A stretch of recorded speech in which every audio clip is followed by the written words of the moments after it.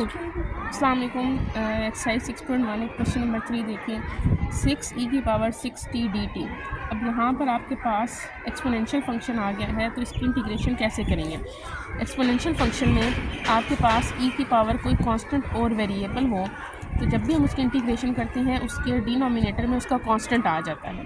ठीक है, तो यहाँ पर देखें 6e⁻6t है, तो 6 आपके पास कांस्टेंट है वो बाहर आ जाएगा। अब यहाँ e⁻6t, यहाँ पर ये 6 कांस्टेंट है, t वेरिएबल है, तो 6t का लेंगे तो 6 कांस्टेंट है वो डिनोमिनेटर में आ जाएगा, t एज इट इज़ रहेगा, t ऊपर ही रहेगा, t नीचे नहीं आएगा। 6 के साथ कैंसिल हो गए, प्लस c। अब आप देखें B part, x e⁻5x² + 1 dx।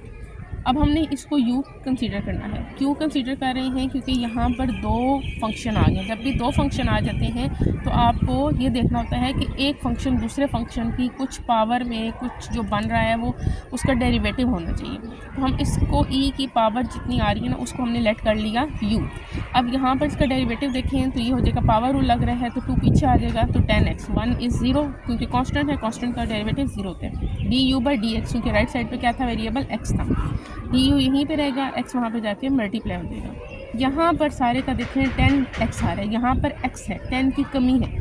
ये नहीं, ये e की पावर कोई फंक्शन बना और उसका डेरिवेटिव में 10 की कमी है, तो हमने 10 यहाँ पे मल्टीप्लाई कराएंगे। ये जो ओरिजिनल क्वेश्चन है इसमें 10 मल्टीप्लाई भी कराया और डिवाइड भी कराया। अब ये जो 10x है dx, ये देखें 10x dx, ये किसके बराबर है, du के। अभी हमने इसको u की फॉर्म में लेना है। ये e की पावर पूरे का पूरा 5x + 1 एज अ u बन गया। ये देखें 5x + 1 u था, e की पावर u, और फिर ये 10x dx, ये सारे का सारा क्या बन गया, du। ये यहाँ से हमने वैल्यू उठाई, ये du बन गई, eu साथ du, ये 1/10। अब हम इसकी इंटीग्रेशन करेंगे, थोड़ी सी तरतीब कर लेंगे। eu यहाँ पे लिख लेंगे, du यहाँ पे, e की पावर u की इंटीग्रेशन आपके पास क्या होगी, क्योंकि फंक्शन है उसका डेरिवेटिव मौजूद है, तो eu remain as it is. ठीक है, अब यहाँ देखें आपने सिंपल क्या कर देना है, इसकी वैल्यू पुट कर देनी है, कांस्टेंट ऑफ इंटीग्रेशन साथ में। क्वेश्चन नंबर, इसी का पार्ट नंबर सी देखेंगे। x² - 2 e की पावर x³ - 6x + 4 dx। अब ये आई आपके पास क्या है, इंटीग्रेशन का, ये पूरी वैल्यू इसी तरह लिख दी। अब मैंने कहा था कि एक्सपोनेंट की जो भी पावर होती है उसको हमने u ले लेना है। कोई भी आप फंक्शन ले सकते हैं, कोई भी वेरिएबल ले सकते हैं, u ले लिया, इसका डेरिवेटिव लेंगे, पावर रूल लगेगा, 3 पीछे आ जाएगा, 3 में से 1 कम हो जाएगा, 3 - 1 = 2, इसका आ जाएगा -6, क्योंकि 4 का कांस्टेंट का 0 हो जाता है। du/dx आ गया, इसमें से हमने 3 कॉमन ले लिया।